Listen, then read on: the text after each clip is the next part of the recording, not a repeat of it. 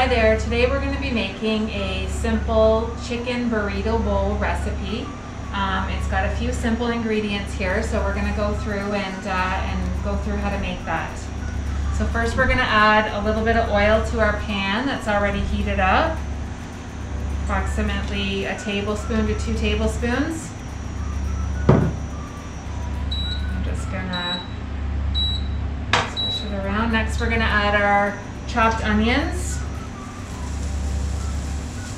About half a large onion or one to 2 small white onions.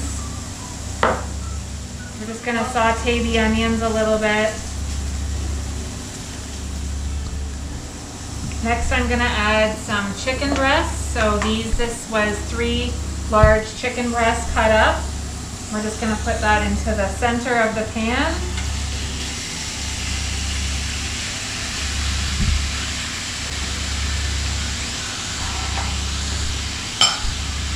And I'm going to add a little bit of salt and pepper for seasoning. So I don't want to add too much salt, so I'm just putting it into the palm of my hand and sprinkling it on top. And then I'm going to add pepper. As much pepper as you like.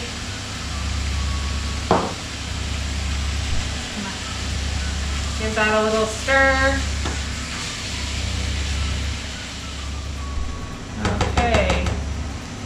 Next, I'm going to add in some garlic. So I'm going to show you how to use a garlic press. So I've just bought a bulb of garlic and it's called for 2 cloves. So I've broken up my garlic and I've ripped off 2 cloves. And I just take a knife and I'm going to chop the little ends off. And I like to use the knife to help me peel it, and then you can use it with peel the rest with your hands. So this recipe calls for 2 cloves of garlic, so that's what we're going to use.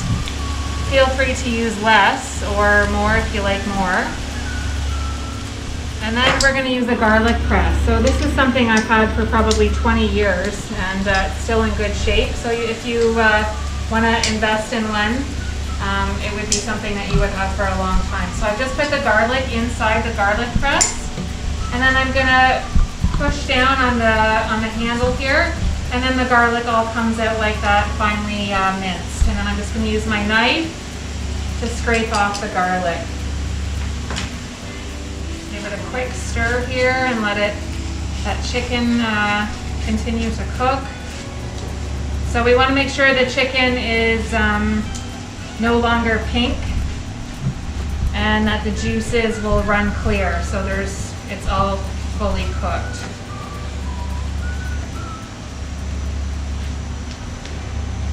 So getting the kids to help in the kitchen is a great way to get them involved. Also to have some help in the kitchen. You can have them do the garlic or chop some onions.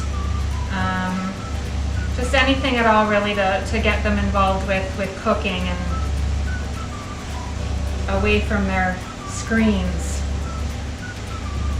Okay, so next we're going to add some salsa. So I've just bought a jar of salsa. You can use any kind. I did compare the sodium levels on them, and I just chose one that had the least amount of sodium. So I'm going to open up my jar of salsa. It calls for 2 cups, so I don't need this whole jar. So I'm just going to add in 3/4 of it. I'll mix that around. Okay, next I'm going to add the black beans. So black beans are a really good source of fiber, and they're considered a lentil. So they have lots of good things about them. They have protein and a little bit of starch. So it calls for a full can. So I don't think I'm going to have enough room in this pan. So I'm only going to use about 3/4 of the can. I like using black beans because they really don't have a strong flavor, and the kids don't tend to mind them as much as like a kidney bean or a chickpea because they don't have as much of a texture. So they really just take on the flavor of whatever you've cooked them in, and they really give you a nice added fiber component and also a little bit more protein to your meal. So protein's important because it helps keep you full. Okay, so finally I'm gonna add a cup of cooked rice, and this is whole grain rice. So we're gonna add that into our dish. Just mix it all up.